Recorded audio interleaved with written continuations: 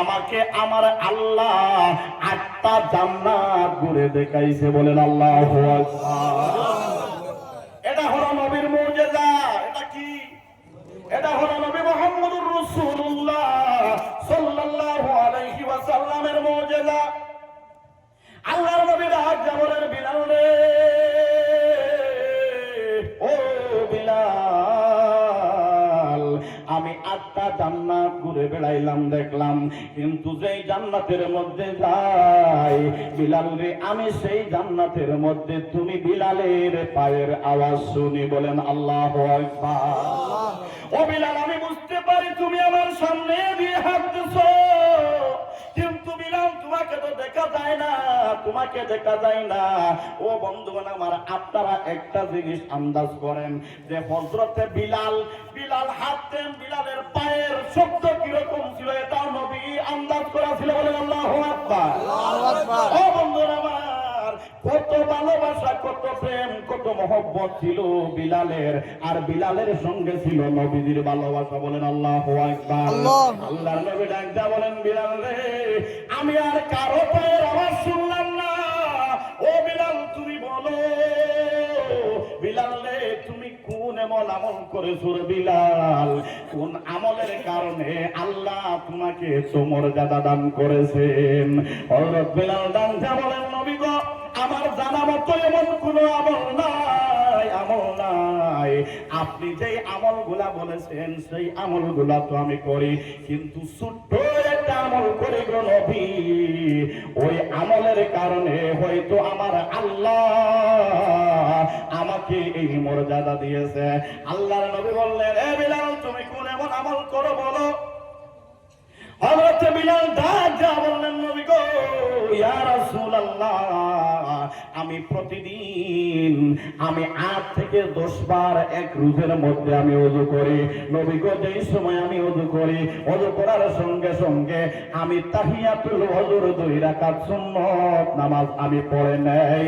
জোরে জোরে বলেন আল্লাহু আকবার।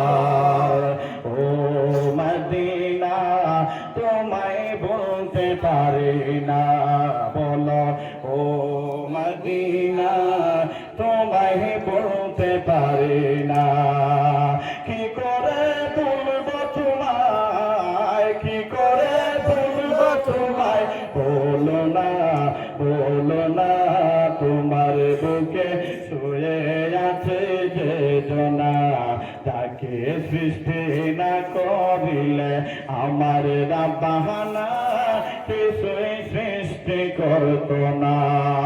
আল্লাহুম্মা সাল্লি আলা সাইয়্যিদিনা মাওলানা মুহাম্মদ ওয়া আলি সাইয়্যিদিনা মাওলানা মুহাম্মদ। আল্লাহুম্মা সাল্লি আলা সাইয়্যিদিনা মাওলানা মুহাম্মদ ওয়া আলা আলি সাইয়্যিদিনা মাওলানা মুহাম্মদ। আল্লাহুম্মা সাল্লি আলা সাইয়্যিদিনা মাওলানা মুহাম্মদ ওয়া আলা আলি সাইয়্যিদিনা মাওলানা মুহাম্মদ। আল্লাহুম্মা সাল্লি আলা সাইয়্যিদিনা মাওলানা মুহাম্মদ ওয়া আলা আলি সাইয়্যিদিনা মাওলানা মুহাম্মদ। তাইলে বন্ধুগণ আমার, তাদেরটাও ছিল ইত্তেবা, আর আমরাও এখন ইত্তেবা করার কারণে তো মুসলমান আছি, ঠিক না বলুন? কিন্তু আমাদের ইত্তেবা আর সাহাবীদের ইত্তেবার মধ্যে তফাৎ আছে না নাই? কেমন? ডে এবং নাই হাগরতলা আর উগারতলা কি হলো এরকম না, এরকম ডিফারেন্স না। তাদের পায়ের আওয়াজ কোথায় চলে গেছে? বেহেশতের মধ্যে। আর আমাদের তো এই বাজারে তো দেখতো না, ঠিক না বলুন? যাই হোক, আল্লাহ রাব্বুল আলামিন আমাদেরকে যেন নবী মুহাম্মদুর রাসূলুল্লাহ সাল্লাল্লাহু আলাইহি ওয়াসাল্লামের প্রেমিক বানায়, সবাই বলেন আল্লাহুম্মা আমিন। আল্লাহুম্মা আমিন। সম্মানিত উপস্থিতি, আমি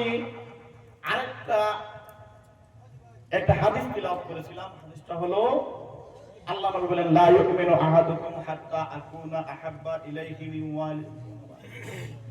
ওয়ালিদিহি ওয়া ওয়ালাদিহি ওয়ান নাসি আজমাইন। আল্লাহ নবী বলেন যারা আমাকে ভালোবাসে, যারা কি করে আমাকে ভালোবাসে, তারা যারা মুমিন হতে চায়, তারা তাদের ধন সম্পদ, ছেলে মেয়ে, মা বাবা সব থেকে বেশি যেন আমি নবীর সঙ্গে মায়া হয়। দূরে দূরে বলেন আল্লাহু আকবার। আল্লাহু আকবার। আচ্ছা, এখন আপনারা বলেন আপনাদের ধনের সঙ্গে মায়া বেশি না নবীর সঙ্গে মায়া বেশি? নবীর সঙ্গে। কথাটা কিন্তু মনে রাখবেন। ধনের সঙ্গে মায়া বেশি না নবীর সঙ্গে? নবীর সঙ্গে। ছেলের সঙ্গে মায়া বেশি না নবীর সঙ্গে? নবীর সঙ্গে। মায়ের সঙ্গে মায়া বেশি না নবীর সঙ্গে?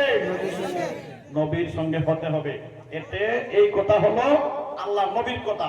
আমাদের মুমিন হওয়ার এটা হলো পরীক্ষা। এটা কি পরীক্ষা? আচ্ছা, দেখি আমি সামান্য একটা পরীক্ষা কি আপনাদেরকে করতে পারি? হ্যাঁ, করতে পারি। সবাই রাজি আছেন? মাশাআল্লাহ। আল্লাহ নবী বলেছেন মান বানা লিল্লাহি মাসজিদান বানাল্লাহু লাহু বাইতান ফিল জান্নাহ। বলেন আল্লাহু আকবার। আল্লাহু আকবার। কই গো মাহফিলের নি?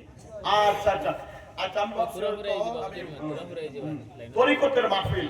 আচ্ছা, এই যে সিলসিলা যেটা, এটা এসেছে আল্লাহ নবীর কাছ থেকে।